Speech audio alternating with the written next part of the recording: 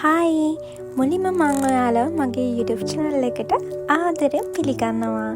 ඉතින් මේ මගේ පළවෙනි වීඩියෝ එක. මං ඔයාලට මේ වීඩියෝ එකෙන් ගේන්නේ A-level සිංහල පේපරේ දෙවෙනි කොටසේ, ඒ කියන්නේ ව්‍යාකරණ පේපරේ MCQ කොටසේ පළවෙනි ප්‍රශ්නෙට එන සියලුම අක්ෂර වර්ග ටික. ඉතින් අපි වීඩියෝ එකට ගිහින් බලමු.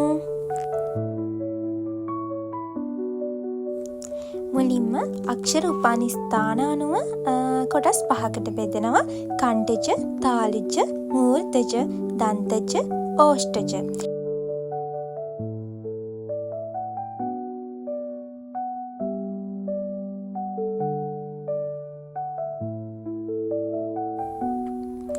කණ්ඩජ තාලජ අක්ෂර ඈ, ඒ, අයි. දන්තජ ඕෂ්ඨජ අක්ෂර ක. කණ්ඩජ ඕෂ්ඨජ අක්ෂර ඕ, ఔ. වර්ගාක්ෂර ක වර්ගය කා, ඛ, ගා, ග, ඤ. ච වර්ගය ඡා, ඡ, ජා, ජ, ඤ. ට වර්ගය ටා, ට, ඩා, ඩ, න. ත වර්ගය තා, ත, දා, ද, න. ප වර්ගය පා, ප, බා, බ, ම. ඇතැම් විට ගාංජඩ දාඹ සංඥක අක්ෂරත් මේ වර්ගාක්ෂර වලට අයත් වෙනවා. හස්සසර කෙටිසර කියලත් හඳුන්වනවා, නොදික් අක්ෂර කියලත් හඳුන්වනවා. හස්සසර අක්ෂර 8ක් තියෙනවා. ඈ, ඊ, ඌ, ඉරු, ඉල්ලු, ඒ, ඕ. දීර්ඝසර දික් අක්ෂර. දීර්ඝසර 10ක් තියෙනවා. ආ, ඈ, ඊ, ඌ, ඉරු, ඉලු, ඒ, අයි, ඕ, ඖ.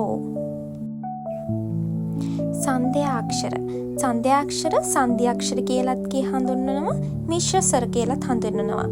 ඒ, අයි, ඕ, ඖ. තිජ සංධි අක්ෂර අයි, ඖ. සංයුක්ත අක්ෂර අයි, ඖ, ඤ අක්ෂරය. අන්තස්ථාක්ෂර. අන්තස්ථාක්ෂර අර්ධස්වර කියලත් හඳුන්වනවා, පාර්ශ්වීය අක්ෂර කියලත් හඳුන්වනවා. යරලව. ඌෂ්මාක්ෂර. ඌෂ්මාක්ෂර ගර්ශ අක්ෂර කියලත් හඳුන්වනවා. ශාෂ, සාහ, අක්ෆ. අනුස්වාරය. අනුස්වාරය බිංදුව, නිග්ගති කියලත් හඳුන්වනවා. අං. සිංහල කියලා ලියනකොට අනුස්වාරය යෙදෙනවා. විසර්ගය. විසර්ගය විසර්ජනීය කියලත් හඳුන්වනවා. අක්. අන්තක් ඛණ්ඩය. නාසිකාක්ෂර.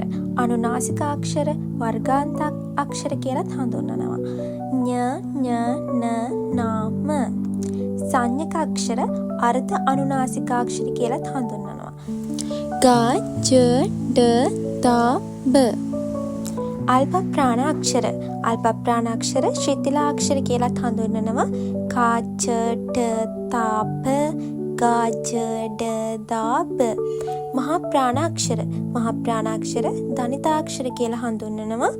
කා, ච, ට, තා, ප. ගා, ජ, ඩ, දා, බ. අඝෝෂ අක්ෂර කා, ච, ට, තා, ප. කා, ච, ට, තා, ප. ශාෂ, සාහ, ෆ, අක්. ഘോഷ අක්ෂර. අඝෝෂ අක්ෂර හැරුණුකොට අනෙක් සියලුම අක්ෂර ഘോഷ අක්ෂර වේ. නම්‍යසර ආ, ඌ, ඕ. අනම්‍යසර ඈ, ඊ, ඒ. අර්ධ ව්‍යංජනාක්ෂර අං, අක්. මේ ආකාරයට තමයි ඔයාලට පළවෙනි ප්‍රශ්නය ලැබෙන්නේ. ඉතින් අද වීඩියෝ එක හොඳයි නම් මගේ channel එක subscribe කරන්න කියලා මං ඔයාලගෙන් ආදරෙන් ඉල්ලනවා. තවත් මේ වගේ වීඩියෝ ඕන නම් පහලින් කමෙන්ට් එකක් දාන්න. Thank you for watching.